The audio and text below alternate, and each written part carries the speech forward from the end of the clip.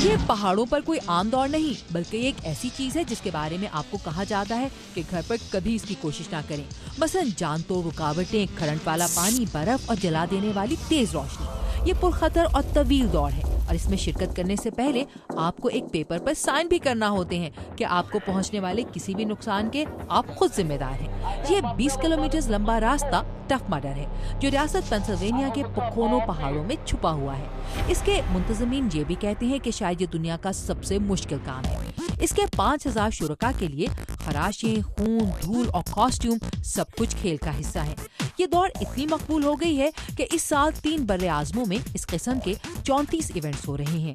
تو آپ اتنی بڑی چیز کے لیے کیسے تیاری کر سکتے ہیں اور آپ کو یہ سب کرنے کی قیمت کیوں ادا کرنا پڑتی ہے اور وہ بھی کئی ماہ پہلے؟ میرے ایک دوست نے بھی اس چیلنج میں شرکت کی مگر وہ کہتا ہے کہ یہ اس کی زندگی کا سب سے بڑا ذہنی اور جسمانی چیلنج تھا.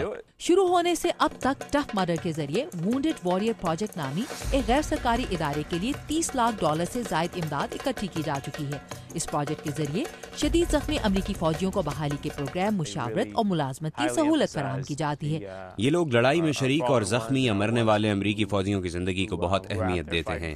میں نے اس وقت اپنے آپ کو ان کی جگہ محسوس کیا اور سوچا کہ یہ میں انہی کے لیے کر رہا ہوں. اس 8 رکنی ٹیم کو جنگجو کہا جاتا ہے. ان میں سے 4 نیو یارک سے ہیں اور 4 واشنگٹن سے. انہیں اس بڑے ایونٹ سے 4 ہفتے پہلے اکٹھے تربیت دی گئی مگر کچھ چیزیں ایسی ہیں جن کے لیے ٹریننگ کافی نہیں. مثلاً الیکٹرک ایل. آپ کو یہ بتایا جاتا ہے کہ اس میں 10,000 وولٹ کرنٹ ہے اور تو اور اگر آپ کے ساتھ کوئی پانی میں ہے اور اس کو کرنٹ لگتا ہے تو آپ بھی اس سے نہیں بچ سکتے. ہم سب تھکے ہوئے تھے مگر پھر بھی کار میں بیٹھ گئے اور اپنے علاقے کی طرف چلے گئے. مجھے لگا کہ میرے اندر اس ریس میں شامل ہونے کے لیے ایک خاص توانائی آ گئی ہے. میرے ذہن میں صرف یہی تھا کہ چلو اب یہ کریں.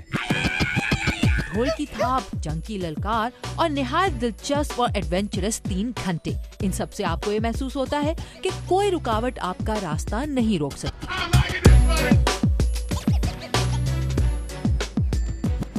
ریمن ٹیلر کے ساتھ عائشہ خالد، اردو VOA.